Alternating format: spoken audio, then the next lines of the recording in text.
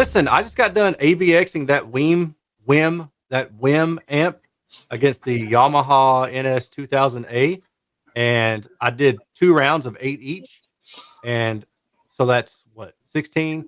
So I guessed correctly 15 out of 16 times that it was the Yamaha. Well, I'm sorry, I didn't know which one it was, but I could tell that there was a difference. 15 out of 16 times. Whoa.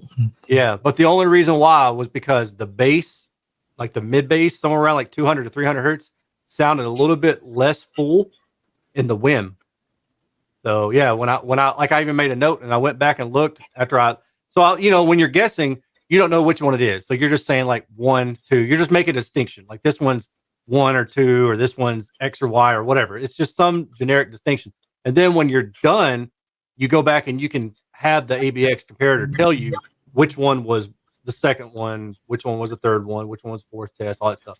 So I'm like looking and I'm saying, oh, wow, I guessed it right. 15 out of 16 times. That's kind of surprising. But that was only at higher volume. When I did the same test at lower volume at like 65 dBA from about 10 feet away, I can never tell the difference. I mean, I was just straight up guessing every single time. But when I got to about 75 decibels, I could tell a difference. And I kind of wonder if it's not attributed to maybe the power supply. I don't know for sure. Or maybe if it's the variable load. So what I need to do is I need to bring one of those damn MoFi speakers upstairs and measure the thing on the amplifier and see what happens.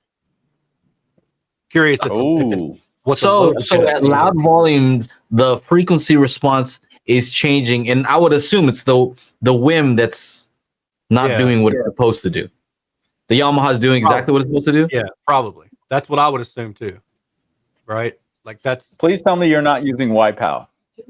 I'm not using... No, it's pure direct mode. Everything is bypassed. All DSP is completely disabled. Yeah. Okay. Good man. But so even though I guessed it, it was really hard. Like I had to...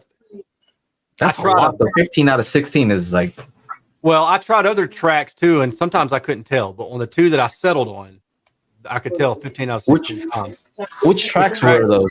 Wanna Be Starting Something, and then Don't Worry, Be Happy. I like that one because it has like a really wide soundstage. You listen to it. That one sounds really good on stereo. Where did it show up the most? In the vocals? Yeah, so mid-bass attack, like it had more punch to it, I guess, in the upper region. It was very interesting. That is very interesting. But man, I don't know if I would put all my money on that every time, like I said, I only noticed that at higher volume. I did 2 rounds at low volume and I had no idea. I was just guessing. Wow. I could not tell at all. I was guessing wrong. I was guessing right maybe a couple times, but it was basically a coin flip. But when I got to higher volume, there I could tell the difference. And the thing is that when I reset the volume, so I had to level match everything, right, for the ABX testing. But when I unlevel matched everything, there was 21 decibels more output from the Yamaha than the WiiM on those speakers. And I'm like, is the WiiM just like is the power supply just really sagging? I need a way to really test this, but I don't know. That way that I came up with, I don't really know if I trust it, so I quit doing that. But there's got to be a way. Is it linear too? Like when you turn it up, are you turning it up at the source so they're both set to a certain volume? And does it stay consistent the whole time? Yeah. Like as you turn it up, are they both turning up at the same exact volume, or this one's turning up and the other one's like, nah?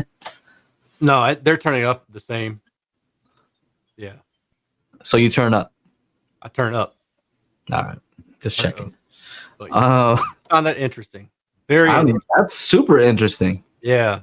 And I'm thinking I need to set something up where I have like a group of 10 people come in.